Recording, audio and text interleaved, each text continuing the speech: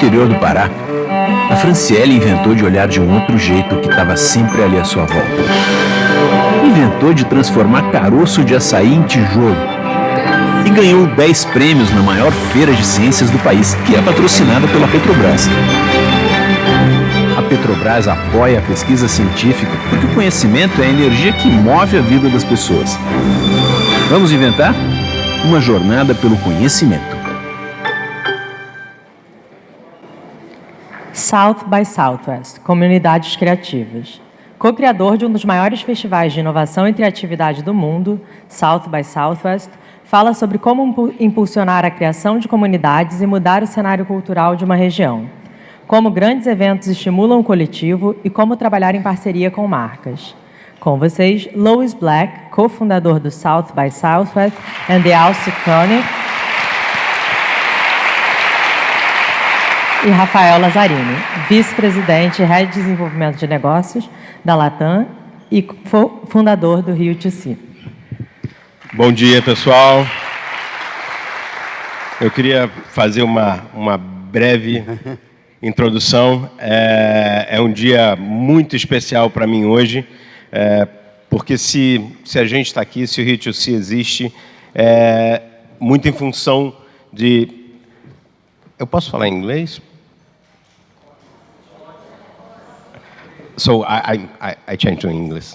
I can understand you. I was saying that it's a very special day, and I would like to acknowledge for everybody here that if we are here and if Rio2C exists, is because in 2006 I was in Austin and I learned about the existence of an amazing festival that was bringing together all kinds of people from different walks of life, creators, entrepreneurs, startups, music, film, and I'm so honored to have here one of the minds behind South by Southwest. Thank you so much. Thank you so much for being here. I'm from Austin, Texas. I'm not from New York. I'm not from Los Angeles. From a little town in the middle of Texas. And the reason I'm here talking, and the reason all of you are here listening to me, is because we had this idea, which was that if we talk together, we could create, that we were the culture, that we were the art, that it wasn't manufactured in New York and it wasn't manufactured in London or in Los Angeles, but that it was, but we, the people, made it. And that if we came together and talked to each other and learned from each other, we could change the world. So in 1987, we did the first one. And now in 2019, I'm sitting here in Rio to talk to you. So evidently something worked. And we were in Texas, you were in Rio de Janeiro, you were in Brazil, you're in one of the culture capitals of the world. And yet, the culture isn't as vital as it once was. When I was a kid, we all looked to Rio for music. Years ago, I met Jonathan Demme, who made Silence of Lambs in Philadelphia. And I saw one of his movies and wrote him a fan letter. He was in Austin meeting a writer, and the first thing he and I talked about was Cinema Novo, because Clavo Rocha was the most exciting director in the world. And so what used to happen in Brazil should happen again, and something like Rio2C, this is a statement of a declaration of art. It's time, if the people take the culture, they can do anything with it and then go anywhere with it. And we showed that in Austin, the fact that every year, people from around the world come to Austin, Texas, not for the barbecue, which is very good, or the Mexican food, but they come for each other. They don't even come to see the bands or watch the movies or listen to the speakers. They come for each other. And the idea of Rio2C, the other night when you spoke, it was so exciting to see the audience, because what I saw in the audience was people were excited to see each other. People were hugging, people were introducing and meeting new people, that the audience is what is the magic, and you can feel it. And it's time. We live politically, we live in not great times, which means the culture has to speak for the people, and that culture has to be independent. And certainly that's the idea behind South by Southwest, and that's the idea behind Rio2C. And the time is upon us that we must stand. And I think we will. I always think that the first working day after South by, let's say the Monday after the 10 days of South by, around the world, in offices, in bedrooms, in garages, in movie studios, in rehearsal rooms, people come in so excited because they have seen the potential of what they can do. Not what other people can do. Not what people can do for them, what they can do. And they can't wait to get to work. They can't wait to get to making their own art. And I think that must be incredibly exciting. I wake up every day. Right now, I have less to do with South by than I used to. I was editor of the weekly paper in Austin, the Austin Chronicle, for years. I retired from that. Mostly I make movies now. And I wake up every morning, I can't wait to see what we're going to do that day. And I've been doing this for a long time. And now I'm an award-winning filmmaker. One of my docs won a Peabody. One of them won an Emmy. And so I'm an award-winning filmmaker. You don't stop. What?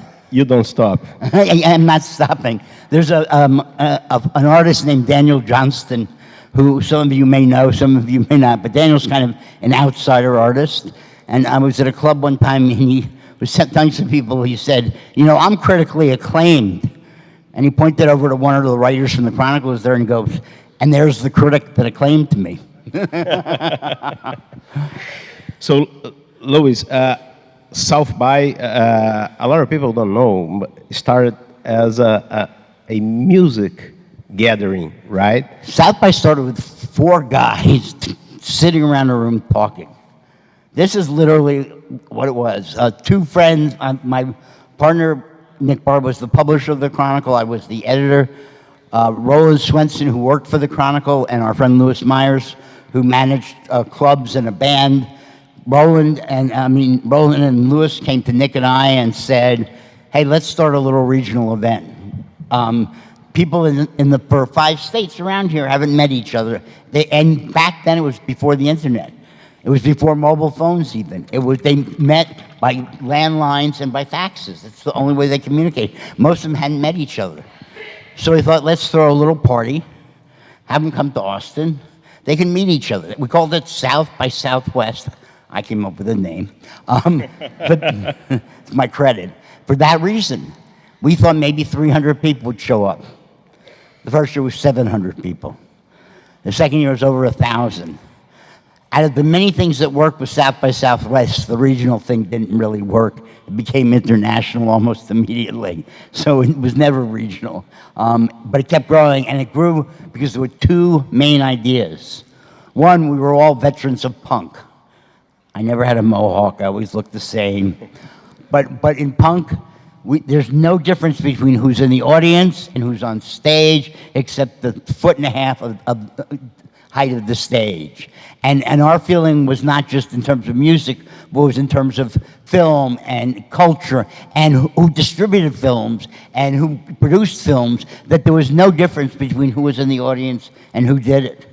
And so, but they were talking with each other that you could, all of this could be done. And in fact, it was important that instead of things coming out of New York and LA, they came out of everywhere. And certainly Rio right now, and Latin America in general, and Central America, it's time to take the culture back. You've been creating it for so long, and it's been exploited elsewhere. It's time to take it back. And the other idea was simple, that what we do is both an art form, both creative and a business. And the more you know about the business, the more control you have over the creative. And the more with the creative, the more music you hear, the more films you see, the more you see. Creatively, it feeds you. And so Rio2C is this very same idea. Let's come together. I was so excited yesterday. Was it yesterday or the day before? Anyway, watching the crowd. Because you never know if it's going to work or not. This little idea we had years ago, and watching there were so many people, and watching them together, and I felt the energy. You could see them smiling. They were thrilled to be with each other. That everybody isn't together like that every day. It's this once a year. They're all there, and they understand that together they can't be stopped. Together they can create anything. Together they can do anything, and it's about being together. And it was so exciting, because you and I had dinner the night before and we had talked about it, but who knew if it was real or not? And it's real. In Rio, right? In Rio, yes. And tell us a little bit, Luis, and how was this idea, or if it happened organically, to bring innovation, to bring like interactive, to go from music, film, to bring the tech guys? We had always, many of us had met as film students. Nick Barbaro, who's the publisher of the Chronicle, and I had met as graduate film students, and we started the Chronicle together. And so when we started South by, it was just about music. But we always thought, let's add a film element to it. We'll have a little film festival. And the first year we did it,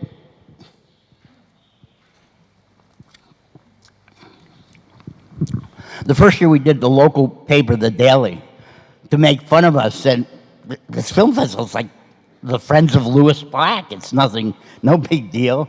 And one, I wasn't friends with all those people, but I became friends with them.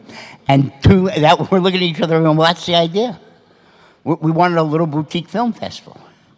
10 years later, there's an article in Time magazine, and it's one of the most important film festivals in the world. We never expected that. I mean, seriously. We thought it would be a little festival of our friends.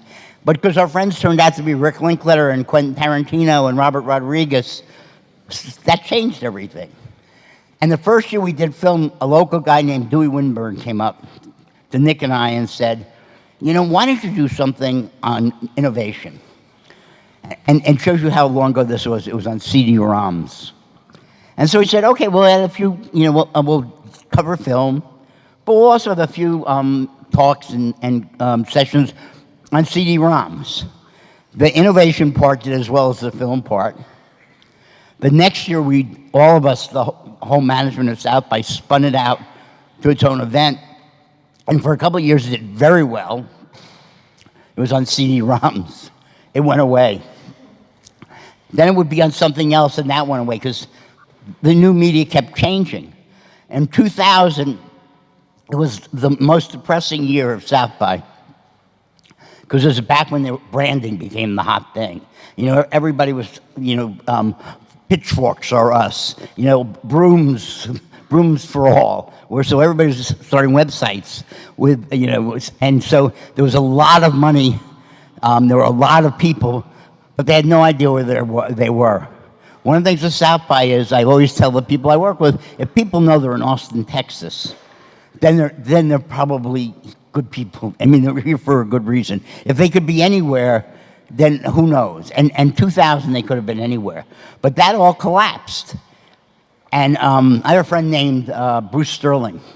And Bruce is a very famous science fiction writer. He and William Gibson started cyberpunk. They were the revolutionaries. And Bruce is also a futurist. He gets paid ridiculous amounts of money to talk to business people. And we were at a party once, and we were in the kitchen talking, and it was the beginning of all the, you know, the web stuff was beginning to happen. And Bruce said to me, you know what's going on out there right now? Imagine Gutenberg has just invented the printing press. So all these people were buying printing presses. And they're getting paper. And they're getting ink. And they're going, look, I got a printing press.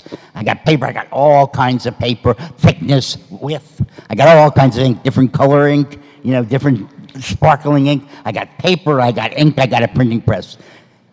And Bruce said, that's all meaningless, because it's about ideas. It's about content. It's just different ways of delivering content. This is why you guys can control the world, because it's not about business. It's not about technology. It's about ideas. And those ideas come from the streets, from the people. You know, rap music started in Queens, New York, one of the poorest boroughs in the world, not just in America, in the world. They went out, there was no electricity, they tapped into street lights. They ran wires from street lights into rooms so they could play turntables. They didn't have instruments, so people figured out how to take 2 different turntables and play different parts of records so they could make music. In 1980, I went to see a rap show. I didn't know what rap was. It sounded interesting. There were like maybe 20 white people, and the rest were all black, and they knew what rap was.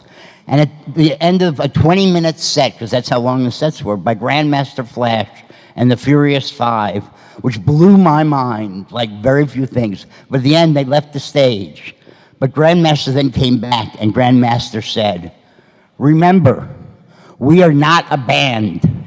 We are 7 men and 2 turntables." And that's the revolution. You don't need a band. You need ideas. You don't need money. There was no money in Queens. There was no money in Compton, certainly. And they within a few years, rap was the most dominant music in the world. You know, for years, everybody looked to Rio for music and for film. And there's no, you know, and Rio doesn't, I don't think, has that dominant position anymore, but the creativity is still there. The people are still there. I bet what comes out of the favelas in the next 10 years is going to blow minds, because now in favelas, in every house is a TV. And they're wired, they're plugged into the internet. They know what's going on. And there's 3 options out of the ghetto. There's gangs, there's sports, and there's culture. And with sports, you have to have a level of, you know, personal expertise that's kind of astonishing to make it in sports. But in terms of creativity, it's nuts what happened with rap. I have a friend named Fab Five Freddy. 16 years old, he lived in Brooklyn. He joined a group of guys who would do graffiti on subway cars. He tagged a subway car. On a subway car, he drew Andy Warhol soup cans, imitating Andy Warhol. All of a sudden, the whole world paid attention. Not the whole world, the culture world said, wait a second, this graffiti stuff, which they thought was just people putting their initials all over the place, somebody's doing pop art as graffiti? There's something going on here. He was 16 or 17. You know, people began to realize what was going on. Later on, he was working on a cable TV show, so he met the punks. He took the punks to see into the ghetto to see Grandmaster Flash. He was hanging out with a band named Blondie. He said, you know, you should write a song about me. He went over there one day and they played him a song.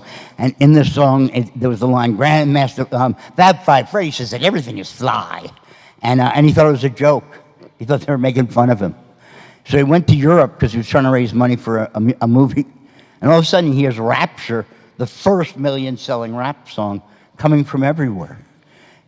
The joke is playing everywhere he goes. Everywhere he goes, he's hearing Fab Five Freddy says that everything is fly. Because the world was changing. So he introduced the punks to the rappers and the rappers to the punks. And that led to amazing things. And then MTV, at that point, showed Michael Jackson and Lionel Jeffries and maybe 1 or 2 other black people. They started to go on MTV Raps. They started showing rap music. Freddie was one of the hosts. He introduced rap to America and to the world. The revolution is not a lot of guys with guns on barricades. It's ideas. And the ideas have been here for so long. The irony of being in Rio, for me to come to Rio from Austin, Texas, and say, you know, promote your own culture is insulting. I mean, I'm sorry, and I don't mean to insult you, but it's one of the great cultures in the world. It's one of the most amazing, influential cultures ever. It's a culture I grew up to, and...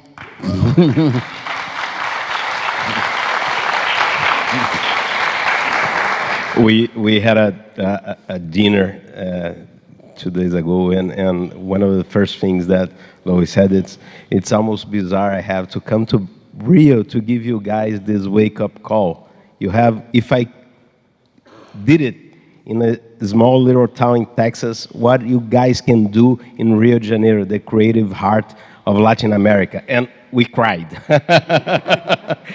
Basically, and it's amazing what South by did for Austin, right? I heard another day that Austin is the city in the U.S. that has the biggest number of startups per capita. So these creative minds are going south, right? Going to Austin. I get attacked a lot because people blame, Austin's one of the quickest growing cities in America.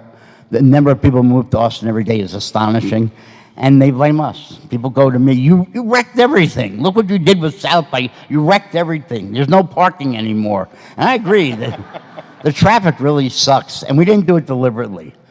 But there was a period of time, you know, in the 90s and 2000s where the weeks after South by, you couldn't find a real estate agent because they were all being, people from out of town were all using them because they thought, hey, this is a great place to raise kids, and what an environment. You know, that this is a town, Austin is not unique to South by is not a unique experience. Go to Park City where Sundance takes place. It's a resort. Go any day of the year when Sundance isn't there. It's a resort, a ski resort, a summer resort. Come to Austin, Texas, any day of the year in and year out. And what goes on during South by is going on, it's just not on that same scale. South by is a multiplier, but it's not an aberration, it's not an evolution, it's not an imposition, it's a multiplier what goes on there every day. There's always great music, there's always films, there's always ideas, people are always talking. What goes on during South by is simply a multiplier. That Rio should be 10 times what happens in Austin, Texas. I mean, it was an amazing experience, it really was. 4 guys sitting around in a room talking. And then, you know, we did the first one. We didn't know what we were doing. We literally didn't. None of us had ever booked a hotel, you know, space in a hotel. And the first year we did it, we called record company people, because it's all about music, and we would invite them to come be on a panel. And if the conversation was going well, we'd say, literally, it was like, you have an expense account, don't you? Why don't you buy a registration? We need the money, it's only $40. And a lot of them bought registrations. We had nothing.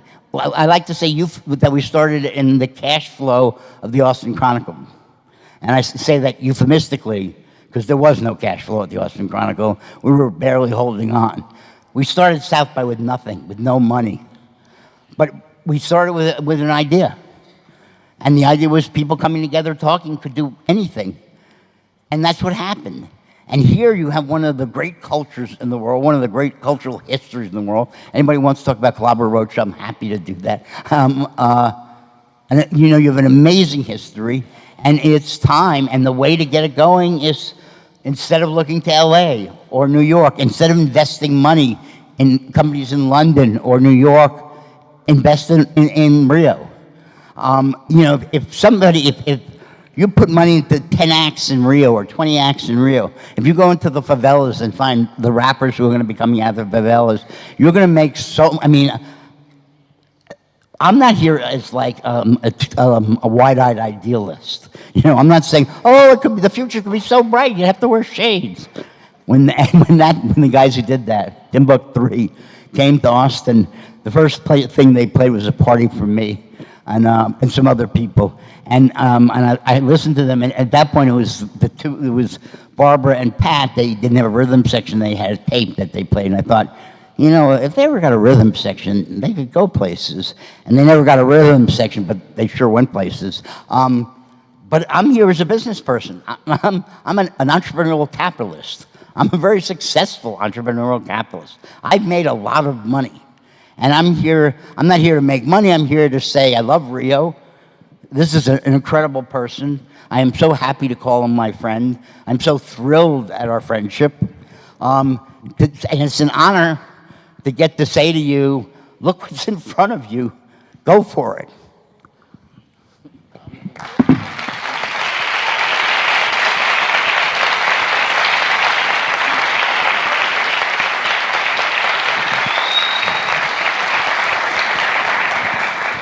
And I think that there is probably one thing that we still, as a culture, have a lot to learn from South by, and is a point that you always talk about, is collaboration, working together. That the whole idea of South by, and I would like to hear a little bit about this. Whenever I talk about Austin, the music scene and the film scene, I usually stop at some point and say, you know, if you think I'm full of it, I don't blame you.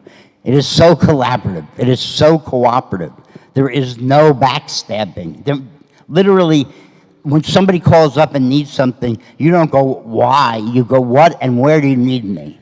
Literally, and it's unbelievable like that. You know, if somebody's working on a film and they need help, you know, I call Rick Linkletter and he says, well, what do they want? How can I help them?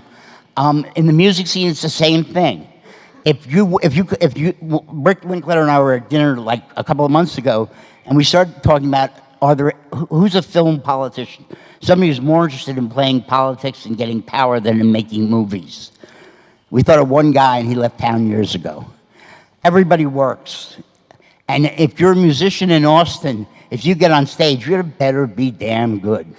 I had a friend once, a famous tattoo artist named Rollo Banks, who's unfortunately no longer with us. He said, you know, I really feel sorry for those kids who come from the Midwest, and they may be the best guitarist in their city, or they may be the best guitarist in their state, or even in 2 states. And they walk into Austin, and they know that 2 of the bartenders and 1 of the barbacks is better than they are. The level of musicianship is extraordinary. If you're a songwriter in Austin and you get on stage, you better be amazing, because some of the world's greatest songwriters live in Austin, and they stay in Austin because the environment is incredible. And I'm not kidding. I'm sure somebody could find, I mean, they'll say horrible things about me. I'm sure you could find bad stories of people treating each other badly. I don't know them. I watched collaboration. At one point in the heyday of the Chronicle, when the Chronicle was very powerful and I was the editor, and there was a radio station and a friend of ours was like the leading DJ at the radio station, he would call me up or I would call him up, and we could set up a benefit by 2 phone calls. We'd always call John Kuntz at Waterloo Records because he always knew what was selling. So we knew which bands we wanted to play the benefit. But we set up, anybody who needed help, we did it. If a musician got sick, we set up a benefit.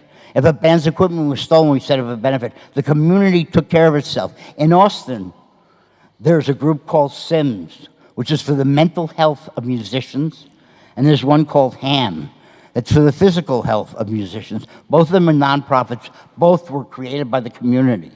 They weren't created by a national organization. People in the community came together. HAM was created working with hospitals and insurance companies and doctors. They created HAM so they make sure that musicians had their health was taken care of. And Sims Ellison was in a band, and he killed himself.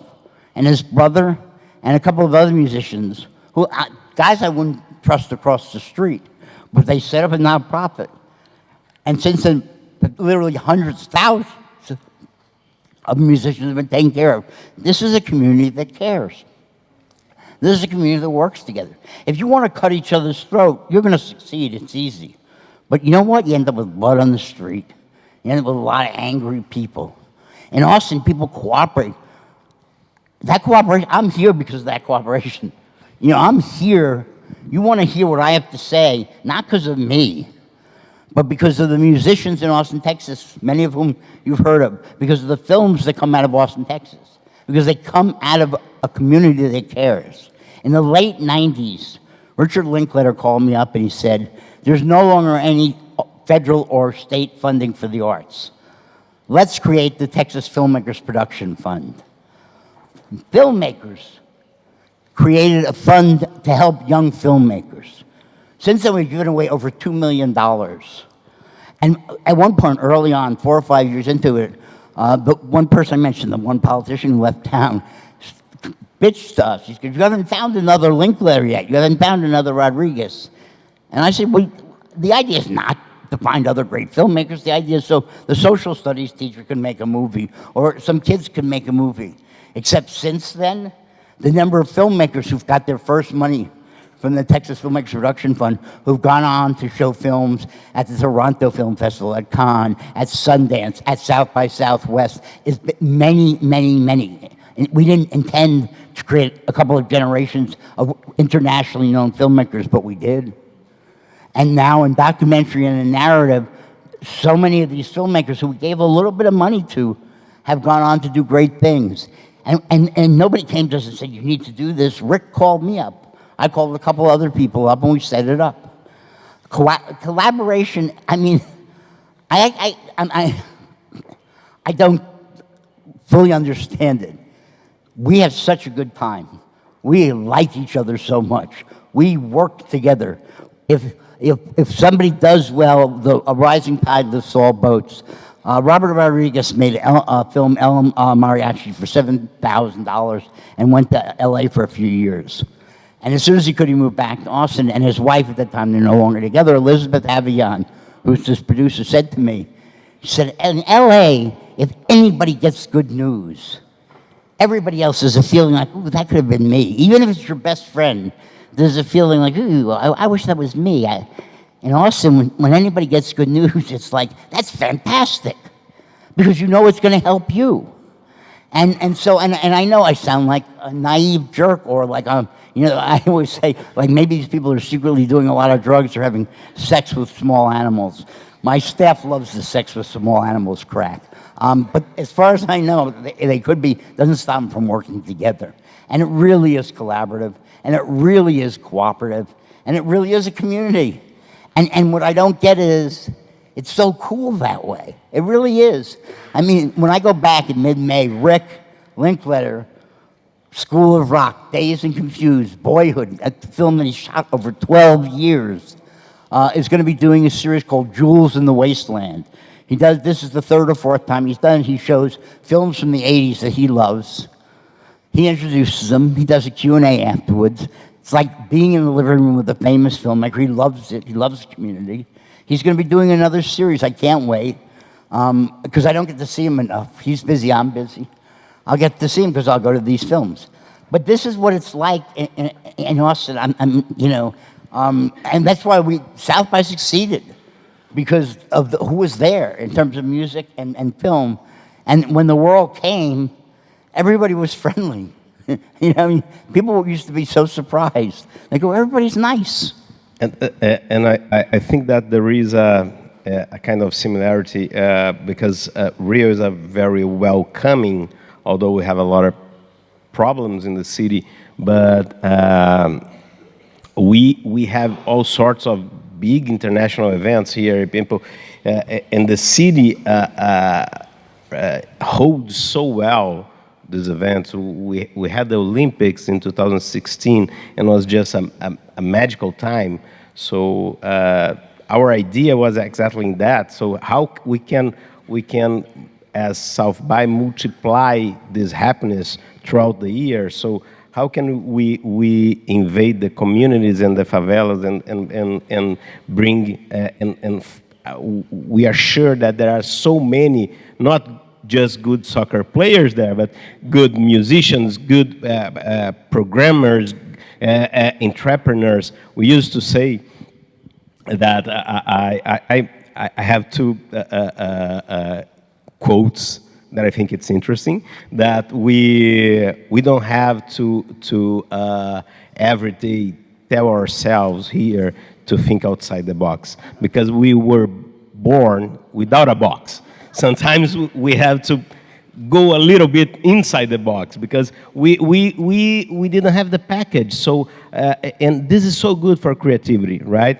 And the other thing is we have now people talk a lot about maker culture. Oh, maker is a trendy word. Brazilians are makers, and people from Rio, by nature, we have a word here that I think that summarizes this, que é gambiarra, né? Nós somos makers, né? Gambiarra is like, you know, when you try to fix something, or, you know, just with you know, a little wire, or, you know, you find your way to make it work. So I think we can see this on the streets, on the beaches, everywhere. So people is really, really creative. I think if we put what I'm also saying is it's like a puzzle. We have all the pieces. We need someone to put them together. The whole world in mid-March comes to Austin, Texas. There isn't anybody who doesn't want to come to Rio. I mean, if there was something in Rio, people would come.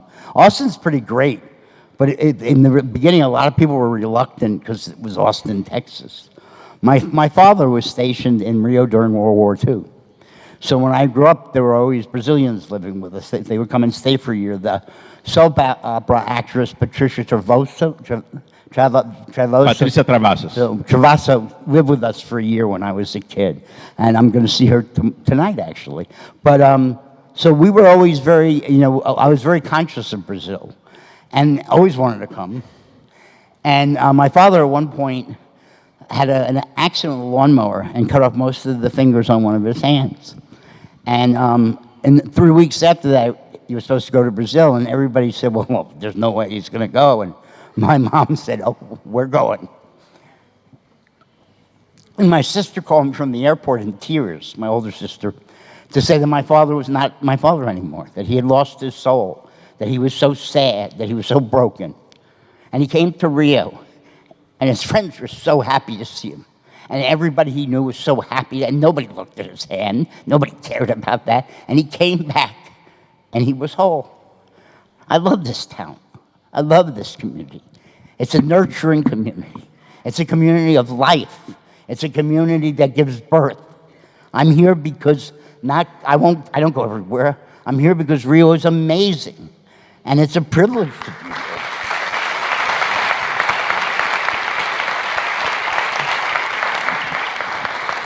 It's such a privilege to have you here. Sometimes we need to hear from outside to realize what we have here, and we are believers.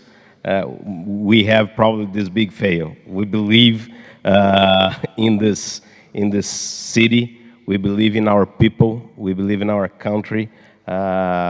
Sometimes we have a kind of underdog complex, and what we try to do also during in the curatorship of the conference was also bringing a lot of Brazilians that are doing very well abroad. So and we saw people from music, from innovation, Brazilians in Silicon Valley with big companies doing the best works in big data. Brazilians in some of the most innovative companies, as Memphis Meats, that is producing meat in labs, right? Animal protein in laboratory. And Brazilians all over the place doing so well. And as you said, as the value and the wealth of this new world we are creating, it's here. So and can go everywhere. There is no more boundaries. We have to treat well people, so people want to stay here and not bring the wealth with them to everywhere else. Right? Exactly. I can go anywhere in the United States or Europe or South America, and it's like I have a secret identity. They say, oh, here's Louis Black. He's a co-founder of South by Southwest. Oh, South by Southwest. And they've always heard of it. If they're in music, if they're in film, if it's in Italy or France or Poland or Brazil or Argentina, anywhere in the States, they've heard of it. 4 guys. We weren't from wealth, we had no money, we weren't from important families. Nick's mom was Miss America, but that was a long time ago. And we mostly make fun of him about that. She had an affair with Roberto Rossellini in between his relationship with, what's her name, and Ingrid Bergman.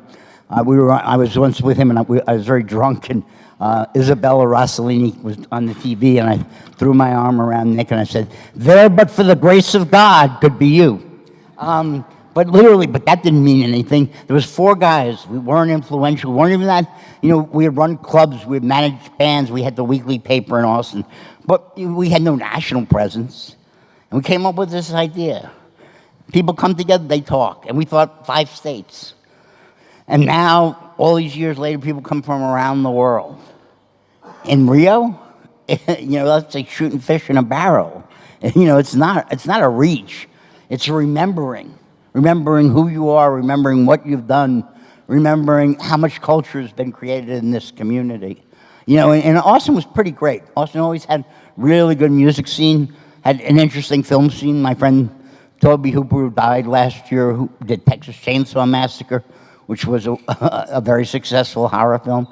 But compared to what's coming out of Brazil, you know, what the film wasn't that much. Sometimes we even forget that Bossa Nova was created here. So and it's amazing because we don't have, for example, a Bossa Nova museum in Rio. If you want to today go to a club where there is great Bossa Nova, you won't find it. So and hopefully we can change this. And I think it's so important, Luis, to have you here. And it's very emotional. Sometimes it's hard to talk about because I think that if we do if we do the right thing and if we empower our people, this community here can be amazing.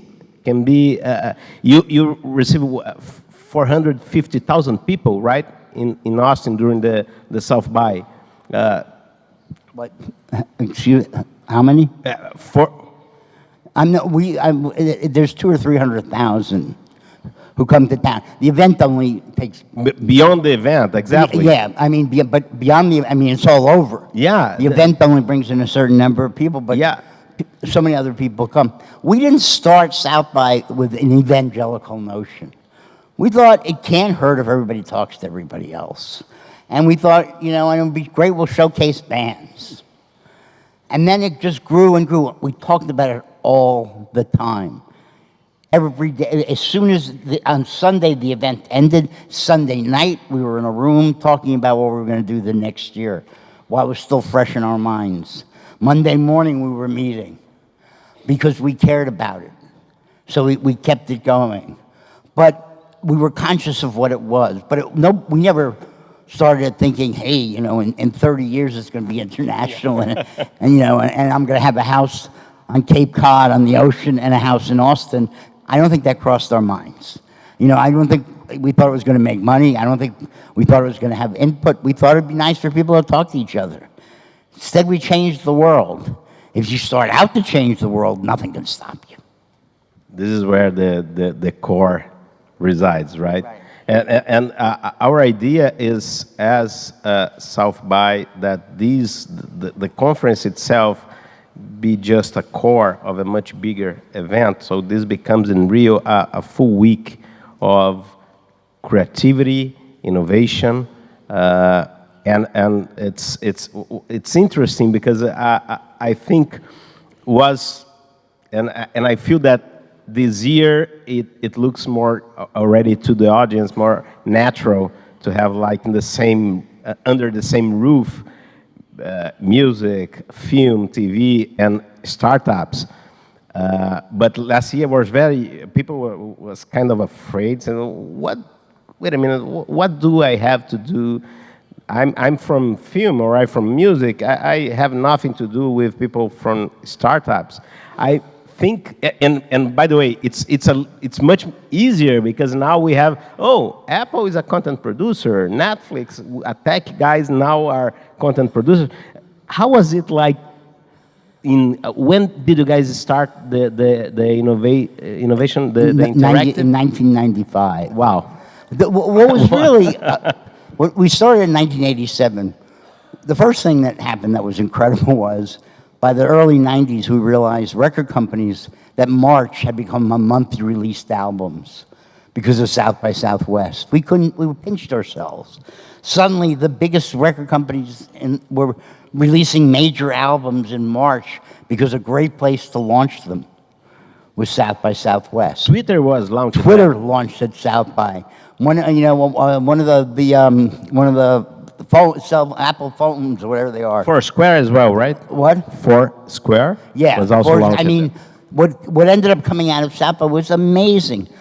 When we started the Austin Chronicle, we decided that we were going to cover Austin. So if the Rolling Stones had a new album, maybe we would review it, probably we would review it, but we would write about all the music that was in Austin. And then when we started South by, it was regional, we invited papers like ours, 14 papers like the Chronicle in the region, to become co-sponsors. That they gave us some advertising, we let them send a band to play at the conference. And as it grew, we expanded the number of papers. We didn't really think about it. The papers started sending their writers. The writers picked up the Chronicle and they said, they're not writing about the LA bands, they're not writing about New York bands, they're writing about Austin bands. I'm gonna go home and I'm gonna write about the bands from my town. And all of a sudden, scenes began popping up all across the country. Because if you pay attention, things happen. There were consequences to everything we did. None of it was intentional. You know, suddenly, when Twitter launched in Austin, Texas, you know, suddenly albums were being released in March. Major stars would have the company sit on their film for a couple of months so that they could show it in March in Austin because they loved Austin. You know, everything changed. We didn't do it intentionally. We did it because we had a great audience. Austin happens to be a wonderful town. They love music, they love film. They're in Rio de Janeiro, I mean, one of the great cities in the world. I mean, easily one of the most legendary, you know, famous culture capitals of all time. It's gonna be easy. Hopefully you're right. So, when we had dinner, Lois said, look, I came all the way down. When I heard about what you guys were doing in Rio, by the way, he decided to come. We couldn't dare to invite him. So, no way. And he said, I paid my own way. and by the way, he said, no,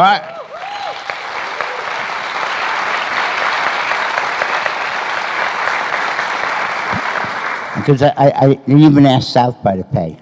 I paid my own way. And he said, I'm going, I decided to go down to send a message to you guys because it won't be easy. People will, a lot of people will not understand what you are doing, but keep doing. Because if we made it in Austin, you can guys make much better in Brazil. You are picking up the hotel, right? Sure. My heart, part of my heart is in Rio. Because of my father, because he was stationed here, because he loved Rio, and because it saved his life. Part of my heart is in Rio. I was excited to come here. And because I grew up listening to Brazilian music.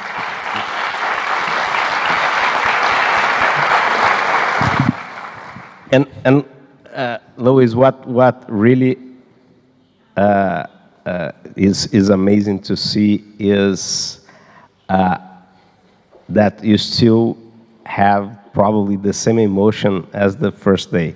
So you talk with your eyes and with a lot of passion, and it's just amazing to see this energy and coming. I'm so blessed. I've had an amazing life. I'm proud of what I did. I'm proud of when I edited the paper. I loved the paper. You know, I retired a couple of years ago. I love South by.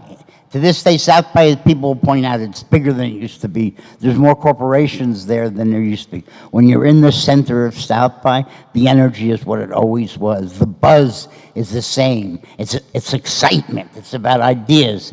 I get up every morning. Now I make movies. This is like the end. You know, I would start as a film person. Then I had a newspaper. Then I had South by. You know, I wasn't going to make movies. Then I backed into producing about 15 years ago. And now most of the time what I do is make movies. This is like a bad, you know, third act, is to make movies. I'm in pre-production on 3 films. You know, when I get home, I'm excited. The day I get home, we'll have meetings because we're developing these films. You know, that's what I do. You know, somebody said, "Are you going to retire?" And I said, as close as I can tell, I've never worked. You know, everything I've done was fun. Some of it was difficult, but it was all fun. So as soon as I work, maybe then I'll retire. But right now, I got too much to do. And you can share with us some of the big ideas coming out of this mind? Sure. No. I'm very superstitious. I don't talk about projects until they're made. I just did a film with Ethan Hawke, wrote and directed, called Blaze, about Blaze Foley, who was a singer-songwriter who was kind of neglected. He was good friends with a famous singer-songwriter named Townes Van Zandt. I did a documentary years ago on Townes Van Zandt, and we just did a narrative on Blaze. And then out of that, the guy who played Blaze, Ben Dickey, is a great songwriter on his own. So my friend Charlie Sexton, Charlie's day job is he leads Bob Dylan's band. And Ethan Hawke, an internationally well-known actor, we have a label called Sex Hawk Black. Charlie and Ethan came up with the name because they were joking around, and they, and so it's Sex Hawk Black. They were going to call it Sex Black Hawk, but Ben's girlfriend thought Black Hawk was too militaristic because it refers to like a kind of helicopter. I don't know. So I have a record label with Charlie Sexton, who right now is on, who was out doing because he played with David Bowie. He was just out with a band of other people who played with David Bowie doing Bowie's music. He recently toured Spain covering the Rolling Stones, who are friends of his, but now he's out at his day job leading Bob Dylan's band, and Ethan's somewhere shooting a new movie. So, it's not bad company. For sure, it's not. And what would you do, kind of thoughts you could give us, Luis, on how really, reaching the community, here. I mean, because we have this big situation, as a lot of other places, even in the U.S., where the New York or L.A. with gang problem, and they could, just transform that through creativity and culture and bring those kids at risk to become artists. One, pay attention. Sometimes you're gonna have to find them, they're not gonna find you. Two, talk to each other. In Austin, if somebody sees a film or hears a band they like, they're on the phone that night to say, have you heard these guys? Freddie, my friend Fab Five Freddie, was a kid. His best friend was Basquiat, the artist who just sold one of his paintings, just went for $100 million. And so Freddie, nobody would go to like gallery owners and say, you should show my friend Basquiat and Keith Haring and Futura 2000. And a lot of them said no, and a couple of them took a chance. And they did very well because that was the next generation of art. You have to pay attention to what's going on. You don't say, hey, this is boring. You listen. Freddie just did a doc for Netflix on blacks and marijuana called The Grass is Greener that just showed on Netflix on April 20th. And in watching it, I realized how incredibly smart, like Snoop Dogg, is really brilliant. And he's Snoop Dogg. Some people are not going to take him seriously. He's done a lot of different things. He's made a lot of money. Pay attention. I mean, don't prejudge. Keep your ears open. Keep your eyes open. And the most important thing is get together like this and talk to each other. That's why this works, because it's from each other. And they are out there eager for this, right? As you said, last year we open the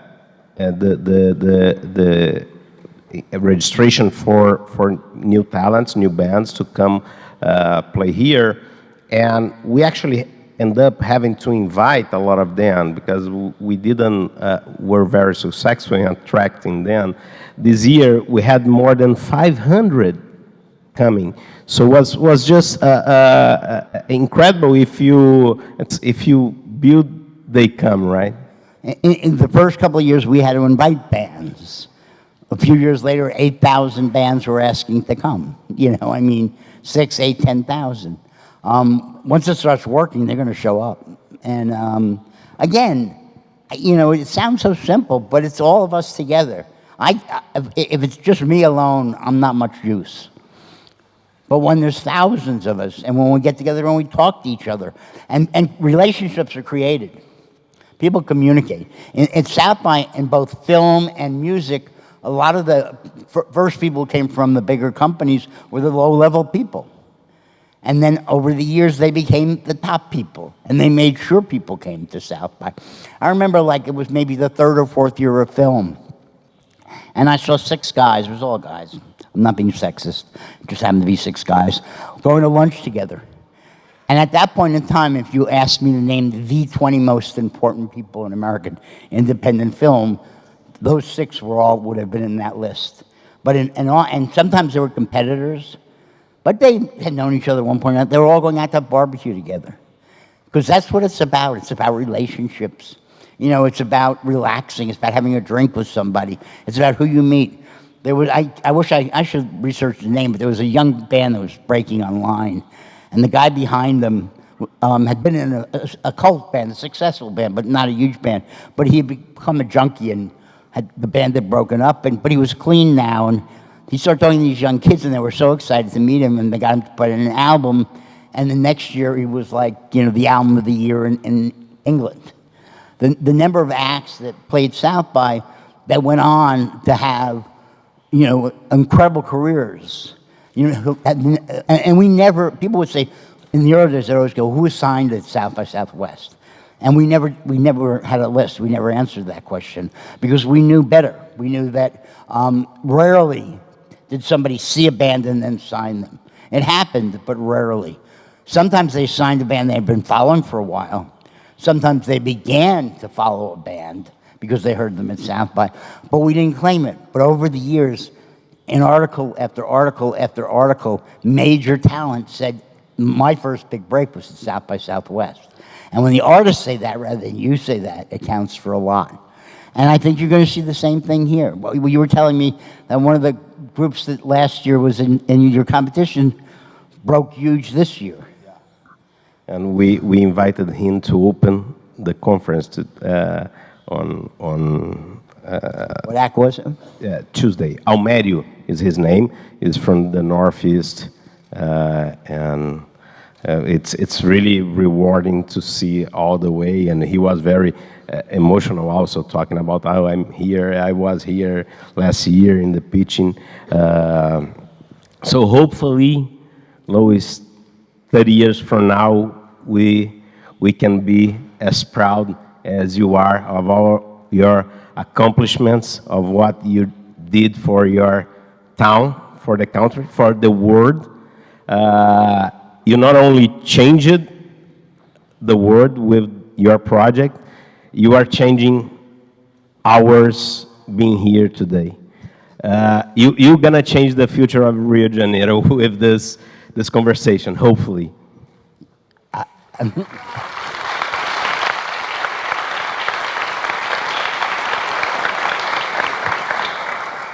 I've had such an incredible life. I've had so much fun. I've gotten to do really important things, but most of the time I had so much fun. You know, I told you we started the first year we did the film event. It was like the Friends of Louis Black. About 5 years later, I had a party at my house, and I looked around the room, and it was Quentin Tarantino, Robert Rodriguez, Richard Linklater, Guillermo del Toro, Steven Soderbergh, Kevin Smith, and a couple of other, more people than that. And I thought 2 things. I thought, if the roof caves in, American independent film is in very bad shape. And because this is the kind of person I am, I thought, what the hell are we going to do next year to top this? It's going to be a disappointment. I mean, it was like, oh, God, sure, this is great, but what are we going to do next year? You worry about your event. And thank you all so much for having me here. It's our pleasure.